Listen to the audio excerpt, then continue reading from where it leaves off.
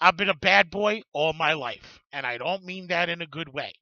Since the third grade at PS 122 in Astoria, Queens, I was known as a problem child, which basically stemmed from being physically and mentally abused at home. I never graduated the sixth grade, but I did leave behind a record of assault, extortion, blackmail, theft, destruction of school property, and sexual deviance. Let me explain the sexual deviance. What I mean by that is when I was in fifth grade, in the back of the school auditorium, all right, I got three girls, Connie, Avita, and Maria. Don't ask me how I did it, but I talked them into playing strip blackjack with me. What they didn't know was that I had set up the deck of cards to win every time. Needless to say, in a very short amount of time, I had all three girls down to their socks and underwear. Okay? So, right before Connie is about to take off her bra, my fifth grade teacher, Mrs. Apt, ABT, I had a crush on her. Mrs. Apt, she walks in on us. She screamed, okay? She told the girls to put on their clothes. She looked at me, then she screamed my name red with fury and told me to report to the principal's office. And mind you, by the fifth grade, I could get to Dr. Jerkinoff's office blindfolded from virtually anywhere in that school, okay? I stabbed a kid with a pencil once. Till this day, he had it coming to him. You know, kids can be cruel, and I got teased a lot. You know, why? Well, poverty is a badge of shame and ridicule. Not that my father didn't have the money. He made a decent living. He had, a wife and, not my mother, and five other kids on the side, you know? Now, as if wearing secondhand Salvation Army clothes and black pleather shoes with holes in them, okay, with holes in the soles, if that wasn't bad enough, me and my brother, we used to, on our way to school, when we went down the stairs of the apartment building, we used to sit down and we used to get the supermarket flyers and we used to put them in our shoes.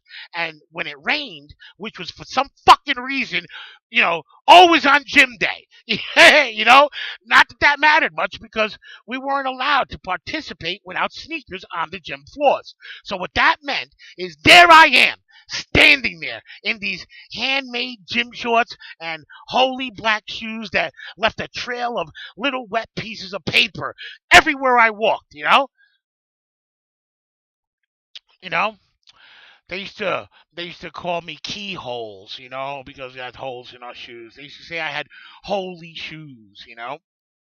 Anyway, my father, he had this thing. He would change our food menu every 30 days or so. You know, sometimes three times a day for what seemed to be like a month at a time. It was either jelly and egg sandwiches, fucking disgusting. Which actually, I got to tell you, I don't think I've ever had a sandwich like that again. Jelly and eggs. Liverwurst and Wonder Bread. All right, liverwurst and Wonder Bread. I still can't stand the smell of it, and that fucking oatmeal. Let me tell you something. One day during oatmeal month, me and my brothers were sitting at the table for breakfast, and I just can't do it anymore. I can't eat it. My father says to me, Robert, you are either going to eat that oatmeal or you're going to wear it to school. Needless to say, he dragged my ass 3 blocks to school wearing that fucking oatmeal, and he walked me into my classroom with it. That was not a good day, you know. In a rage once, which was common for me, I threw another kid, Gus, who had it coming to him too, down a flight of stairs. I almost killed that kid. I'm not proud of this. 15 years later, I went back to that school to get some records, and the school guards, they stopped me at the door, and they treated me like I had walked in there with a bomb strapped to my chest. They escorted me in, and they escorted me out, and they told me next time, send an envelope. Until this day, I am still no longer allowed on that school's premises. Same thing with Long Island City High School, by the way. So my father, one day, he just split. He left my mother battered and seriously mentally ill. Straitjacket, mentally ill. My two brothers and me. He left us in a one-bedroom apartment with no electricity, or rather, stolen electricity. No food, no money, and an eviction notice on the front door. My grandfather, a lifelong factory worker, came to our rescue. The only feasible way to stretch the less than $2 an hour that he was earning was to send us to the Dominican Republic, where Grandma lived, in one of the two houses that they owned on a small piece of property. As a kid in the DR, I was known as El Terror, or the Terror. My grandmother, God rest her soul, used to call me in Spanish. She was Dominican. She used to call me Muchacho del Diablo, which means the devil's child or spawn of Satan. Take your pick, you know. I wrote something a few years ago that you could call an abridged version of my autobiography, where you can get more details on that story. I'll tell you where to get it later on. But for now, long story short, all right? American kid already fucked in the head in a foreign country that hates Yankees. Hold on a second. They hated us, man. I didn't know a word of Spanish. I put up with a lot of shit. I got my ass kicked almost daily. I often tell this joke that the way I learned Spanish was these little Dominican kids, kicking the shit out of me and cursing at me in Spanish. You like a puta, Yankee, mamaguel, all that shit. Anyway, I got kicked out of every school they put me in, or just flat out didn't go. I had a severely diabetic grandmother and a mother who was, gone half the time. It is what it is. So that meant that I had no supervision and no one to answer to. A lot of people said that I was just going through a phase, and they were right. All right? Phase one, I started smoking, drinking, stealing, riding motorcycles, and getting laid by the age of 15. I was smoking weed every day, rarely home, and my two best friends were a juvenile delinquent named Edgar and a convict, not an ex convict, an escaped on the run convict named Arimendi. He wore a cast on his leg because he was shot escaping from jail. Okay? Arimendi taught me a lot of things, especially how to hustle and how to steal on a whole new level. All this by age 17. Then I did something. I was out of control. My whole family, my cousins, aunts, uncles, they couldn't handle me anymore. And they figured that if I stayed in the DR, that I would end up either in jail or dead, either of which would have killed my mother and my grandmother. So my godparents, they sent me back to New York to live with my tia Flower, my grandfather, my older brother Gil, twin, and my mother's aunt. I was told to leave 2 weeks later. So before my 18th birthday, I found myself homeless for the first time on the streets of New York City. Phase two. With my Dominican Republic training in hand, I did what I knew how to do.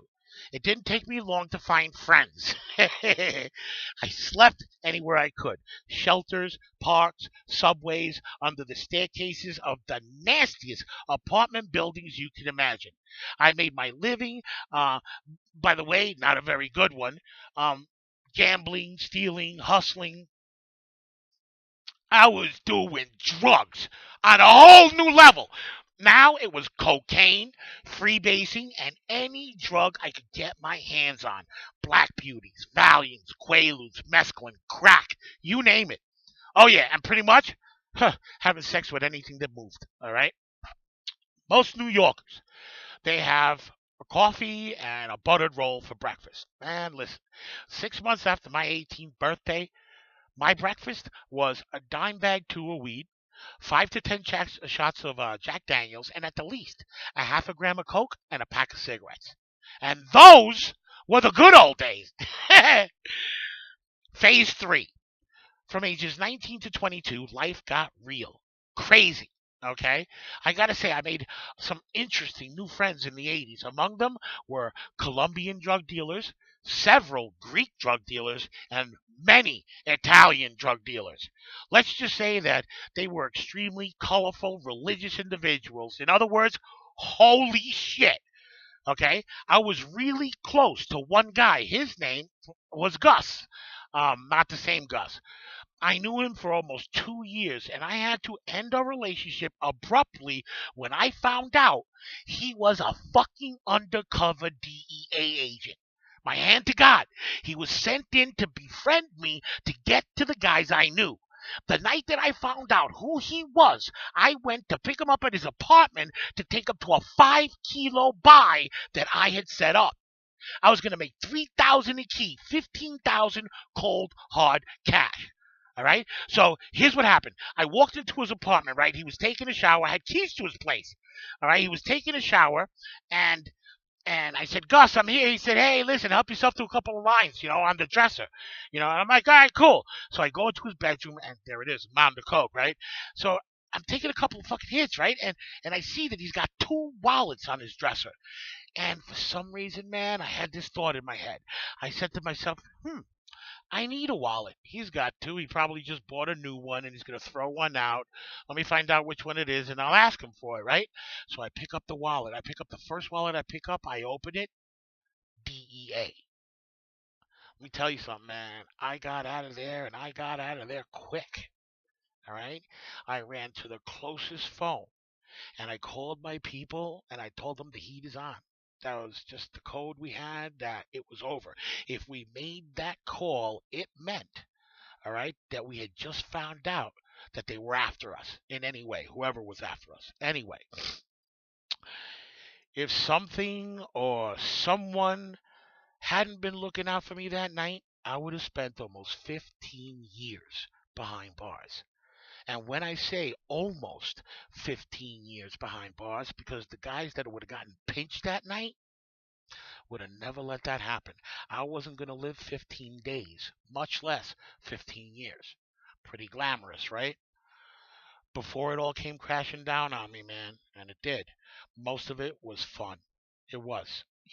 But in the end, every one of those people that I just mentioned, every one of them were looking for me, and they were looking for me. I pissed all of them off at the same time. This phase ended with me sitting on the floor of a dirty motel room on Astoria Boulevard, right across the street from LaGuardia Airport. There I sat for a really long time, crying like a baby and shaking like a leaf. I was out of my mind, terrified. I had never been so scared in my life. I was in a lot of trouble with a lot of bad people. I didn't know if I was going to end up wearing a Colombian necktie or chopped up in pieces in one of Cheese's sanitation trucks. All right? Either by the grace of God or by sheer luck, I was able to skip town alive and free. And while my bad boy days were over, and I said this before, they weren't. Okay? That's not true. By no means was my life smooth sailing from there on out. For more details on that, you can go to badboybuddha.com and click on the About Me tab, and you'll find the autobiography there. I've been told it's quite entertaining. It's pretty funny, and you could read it in about 30 or 40 minutes or so, and I have it on an audio file as well that you can download, about an hour and a half. So moving on. Bad boy, check. Now you know, okay? I got to tell you, every time I think of my past, it gives me the chills, man, because I got away with a lot of shit. But on a much lighter and much more positive note, if you'll call it that, Buddha. Translation, the enlightened one. There are 3 reasons why I've taken that name. My education, 2, my achievement, 3, because of what I'm doing, why I'm doing it, and how I'm doing it. All right? Why Buddha? Reason number 1, my education. Okay? On a formal level, you already know. I graduated the 5th grade. That's it. Later on in life, because I needed it for truck driving school, I got myself a GED. After more than a few miserable years driving a truck over the road, I got a local trucking job moving furniture in New York City. One day, as my body smelled of Bengay, which my mother used to put all over the back of my body, I decided to do something else. I said to myself, I picked up a copy of the Daily News or the New York Post, and I read an ad in the paper that said, quote, make $1 million, no experience, no education needed. End quote. I remember saying these words exactly. Holy shit, that's so me. You know, it was an ad for a stockbroker trainee. I called the 800 number, then I called in sick at my regular job, and I went to the interview the very next day. I met this guy, a paisan named Joey. I should have known right there, that this wasn't going to end well. So he's an ex truck driver, just like me, and he said, and I quote, "Yo, I'm a fucking moron and I can do it." End quote. So he showed me. Then what he did was he showed me his last 3 monthly paychecks. All I remember right now is that one of them was for over $36,000 take home after taxes. That was a Friday. I quit my truck driving job on that day and started at the firm on Monday. Now, doing that job, selling stock, which, by the way, I didn't even know what the fuck a stock was, much less how to sell it to strangers over a telephone, right? That that experience was what got me started on my lifelong journey of self-education and self-help. Starting in 1994 and since, I have read and reread hundreds, if not 1,000 books or more on self development, sales, and building relationships. None of them, which, by the way, did anything to help my career in the stock market. But I learned a lot. Most of all, the most important thing that I learned was that I felt better about myself, you know, the more I read, the more I learned. Professionally, though, after 7, almost 8 years trying to make $1 million as a stockbroker, I found myself broke and brokenhearted. You know, I'd gotten in on the wrong end of the business. I got in on what I came to find out was the boiler room end of it. Incidentally, there are several characters, main characters, in the movie that recently came out called The Wolf of Wall Street, that not only did I know them, but I also, in fact, worked for them. And eventually, I figured this much, that after being able to stay out of jail for as long as I had, after everything I'd done in my life, if I didn't quit when I did, that jail is where I would have ended up. As a matter of fact, every brokerage firm I worked for pretty much was shut down by the NASD and the SEC. One of them was raided 2 weeks after I had left. I know personally over 200 people that I worked with and or for that ended up behind bars for what they were doing. You know, at the time, my mother, my mother was back from Dominican Republic. You know, and she was doing she was doing okay, man. I mean, for what it's worth. I mean, and I knew that because she loved me, she loved all of us. If I ended up in the joint, oh man, it would have literally broken her heart or sent her back to the loony bin. And honestly, man, it would have killed her. And I couldn't live with that, man. That's all I thought about. So I did what I knew how to do. I went back into a large car, or a big truck, or a tractor trailer for you four wheelers, you know, and I hit the road. And for the most part, I've been doing that ever since. Now, driving a truck over the road, you have so much time to think, man. And for a really long time, all I thought every day, day after day, was about the 8 years of my life that I wasted pursuing and telling everyone of this dream of becoming a millionaire. At that point, my life was a pit of total fucking depression. But worse than the regret, than the misery, the suffering, and the heartbreak was the desperation and the fear that I experienced that this is how I would spend my life, a fucking failure, and I would never be able to do anything about it. One morning, I remember this as if it was today. I was driving through the Tennessee mountains and I was having a really ugly, yet romantically suicidal conversation with myself. Specifically,